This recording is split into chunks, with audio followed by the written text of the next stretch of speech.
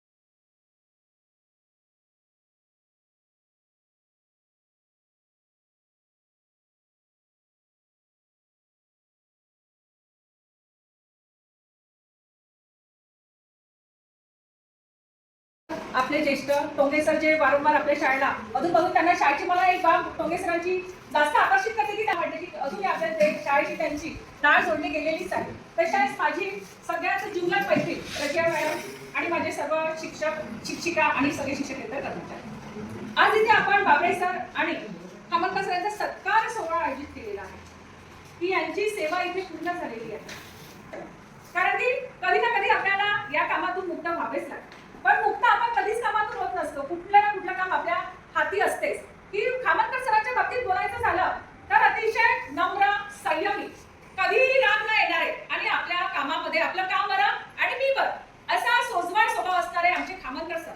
मन मिळावं आणि कधी पण त्यांना कोणतेही काम सांगितलं की हो मॅडम मी करून घेईन असं म्हणणारे विद्यार्थ्यांमध्ये नेहमी. आज ते आपल्यामधून निवृत्त होत आहे, पण सर तुम्ही जे काही कार्य केले आहे त्या कार्याची नेहमीच आम्हाला जाणीव असणार आहे. की वेळोवेळी झेंडावंदन आहे, कुठले खेळ आहे, कुठले लेझिम पथक आहे, अशा वेळेस आम्हाला तुमची नक्की आठवण येणार आहे सर. पण तुम्ही जात आहे ही भावना मनात ठेवू नका. तुम्ही आमच्या शाळेशी निवृत्त झाले तरी तुम्ही आमच्या शाळेशी जोडलेले राहा. जेव्हा वाटले तेव्हा येऊन आम्हाला सहकार्य करा की तुमच्या सहकार्याशिवाय आम्ही पुढे जाऊ शकत नाही. कारण की वेळोवेळी आम्हाला जसं रजा मॅडम आम्हाला सहकार्य करत राहते, टोंगे सर आम्हाला सहकार्य करत राहते, बाबळे सरांना तुम्ही कधी पण कुठे अडचण आली तरी मी फोन करून बाबळे सरांना विचारत राहते की सर असं आहे, तुम्ही कमी पडत आहे, मी काय करू. बाबळे सर मला नेहमी सल्ला देतात की मॅडम असं करायला पाहिजे तुम्ही. की जरी हे सगळे निवृत्त झालेले असते तरी या सगळ्यांना घेऊन की पुण्याई, त्यांची पुण्याई, त्यांचे आशीर्वाद और ठाकरे मैडम का कुशल मार्गदर्शन और यह अपनी पूजनीय वास्तु, इनको नमन करते हुए मैं ये कहना चाहती हूँ कि इनकी वजह से ही, ये तीनों लोगों की वजह से ही हमारे झोली में ऐश्वर्य, सुख, समाधान के फूल हमारे झोली में आ गए हैं, जिसका आनंद हम आज उठा रहे हैं, आने वाले भविष्य में उठाएंगे. इसलिए मुझे मेरी तरफ से इन सभी को मेरा नमन है. तो आज का कार्यक्रम, आज का जो सोहळा है सेवा मुक्ति का, उस वहाँ पर उपस्थित मेरी सहेली खानोड़ी मैडम और सभी मान्यवर और मेरे सभी मित्रगण, हम यहाँ पर उपस्थित है रिटायरमेंट का अर्थात सेवानिवृत्ति के कार्यक्रम के अवसर पर. ये जो शब्द है सेवानिवृत्ति या रिटायरमेंट बड़ा भावनिक शब्द है और ये हर व्यक्ति के जीवन में आता है. आज हमारे आए हैं, पहले हमारे आया था, आज खामनकर सर, और आने वाले समय में आप भी उसका निश्चित है. ये निश्चित है. ये निश्चित क्यों है? जीवन में घटने वाली हर घटनाएं अनिश्चित होती है, परंतु ये जो घटना है ये बिल्कुल निश्चित है. कैसे निश्चित है? जब हमारा अपॉइंटमेंट हुआ उसी समय हमारे रिटायरमेंट की तारीख लिखी गई है. इसलिए हमें इसके ऊपर ज्यादा गंभीरता से सोचने की आवश्यकता नहीं है. जिंदगी का एक पहलू है, इसे भी हमें फेस करना है. जैसा आपने पीछे किया आगे का भी आपका जो जीवन है वो भी सफलतापूर्वक अच्छे से जाएगा. ये हर किसी ने अपने मन से सोच लेना है, और ये तो मैंने पहले सोच लिया था. तो मैं ये कहना चाहती हूँ खामनकर सर के बारे में. इनका और हमारा सफर वो बोबड़े बिल्डिंग से था, और वहाँ पे जो वहाँ पे शिक्षक थे उनका जो दौर था बड़ा कठिनाइयों से भरा हुआ था. हमने मिडल पे मेरा अपॉइंटमेंट हुआ था, मिडल को परमिशन नहीं थी, हमें पता ही नहीं, क्योंकि जब तक जहाँ पे ना जाओ तो हमें पता नहीं चलता है. परमिशन नहीं थी. उसके बाद 8वीं से सेक्शन मतलब उनको मान्यता थी, हम रहे। और हमारा जो कार्य था, ठाकरे मैडम तो थी वहाँ पे बॉस, तो ठाकरे मैडम के नेतृत्व में जो हम लोग थे, मस्के सर है, कोले सर, गावंडे सर और देवतड़े सर थे, तो हमारा जो काल था वो बिल्कुल ऐसा इजी नहीं था। पैसे इजी नहीं था मतलब कैसे इजी नहीं था, पैसे नहीं थे। आज सेवापती सोहळ्याचे संतान आमंत्रण त्याच्या आमचे आदरणीय प्रियदर्शनी कन्या विद्यालय माझे प्राचार्य ॲडव्होकेट मॅडम आमंत्रण माझे उदयप्रभू ठाकरे सर, आमंत्रण सर आणि समस्त शिक्षकवृंद आणि वडील, आज सरकार सेवा म्हटलं तर इथून घरी जाणे म्हणजे सेवा नको कवडी, पण आपलं कार्य सतत चालू ठेवावं अशी तुमच्या आपल्या असते। पण आज आपण 24, 25, 30 वर्ष इथं सर्व्हिस करतो आणि घरी जातो, फक्त आपण कागदपत्री किंवा कागदावर जे असते लिखाणामध्ये असते तेच आपण इथून जातो, पण मनाने आपल्या शाळेची नाळ किंवा निवेदनपत्र जुळलेले असतात। त्यांच्या सहचारिणी मीना मॅडम, आदरणीय सत्कारमूर्ती श्री बाबरे सर, प्राध्यापक बाबरे सर, आदरणीय अतिथीगण श्री, या शाळेचे अतिशय विचारवंत आणि ज्या शाळेला आकार दिला असे लिपिक म्हणून निवृत्त झालेले श्री ठाकरे सर,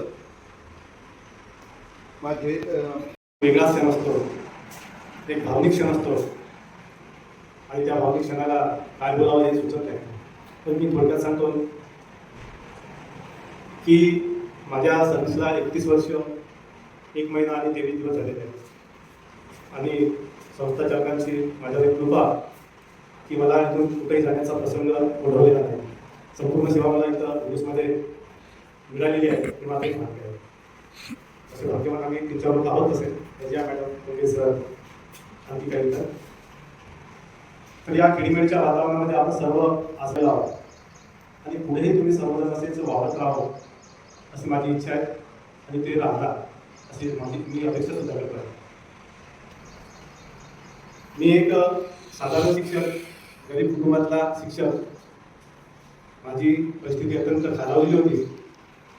7वी झाल्यानंतर मी वडील बंधूकडे शिकण्यासाठी भद्राचला गेलो आणि तिथं गांधी विद्यालयामध्ये 8वी 9वीचं शिक्षण घेतलं आणि तिथंच खरं मला एक मार्गदर्शन मिळालं, कारण मी खेड्यात राहिला असतो तर माझा कदाचित एवढा विकास झाला नसता किंवा मी हुशारसुद्धा झालो नसतो किंवा पुढे चाललो नसतो, कारण खेड्यातलं जीवन तुम्हाला माहिती आहे आणि पूर्वीचं जीवन त्याहीपेक्षा खूप असं वेगळंच किंवा अत्यंत हलाखीचं होतं। आम्ही 4 भावंड, एक बहीण, गरीब कुटुंबात असल्यामुळे मला जर आधार मिळाला नसता तर मी कदाचित एक मजूर किंवा एखादा असा साधारण राहत असतो, तर मला एक वेगळी दिशा देण्याचं काम माझ्या वडिलांनी केलं। मी एक प्रामाणिक शिक्षक राहण्याचा प्रयत्न केलेला आहे। आपल्या सर्वांनी मला इथं साथ दिलेली आहे आणि चांगले माझे दिवस गेलेले आहेत आणि भविष्यासाठी सुद्धा मला तुम्ही सर्वांनी खूप मोठे एक शुभेच्छा दिलेल्या आहेत आणि त्या शुभेच्छा माझ्या पाठीशी राहणार आहेत। मी एक भावनिक असल्यामुळे माझा सर्वात जास्त मी बोलणार नाही, परंतु थोडंसं सांगू इच्छितो की या 31 वर्षामध्ये अनेक कटू गोड अनुभव आलेले आहेत, परंतु जास्तीत जास्त चांगलेच अनुभव। चलाच आपल्या कुटुंबालाच भांडं लागतं तर आपल्या एवढा मोठा ताप आहे, थोडंफार चालणार, परंतु 90% 95% आपण एकमेकाशी चांगलं राहिलेलो आहोत आणि सगळ्यांची एक मिळून मिसळून राहून या शाळेला बरवाडीला आणलेला आहे। याबद्दल टोंगे सर, प्रज्ञा मॅडमनी सांगितलेलं आहे। तर मी टोंगे सरांनी आता आम्ही नेहमी जवळच असतो आणि सकाळी आमचा एक नित्यक्रम असते, आम्ही आपले कौटुंबिक सुद्धा बोलत असतो, त्यामुळे त्यांना थोडं बोलता बोलता मी सांगितलं आणि त्यांनी सुद्धा भाऊचा एक सांगितलेलं आहे की आईवडिलाची छाया एक त्यांच्याकडे मला मिळाली आहे। वडील एक शेतकरी आणि गरीब कुटुंबाचा असल्यामुळे हा काही शिकता आलं नसतं किंवा समोर वाटचाल मिळाली नसती, परंतु एक भाऊ नोकरी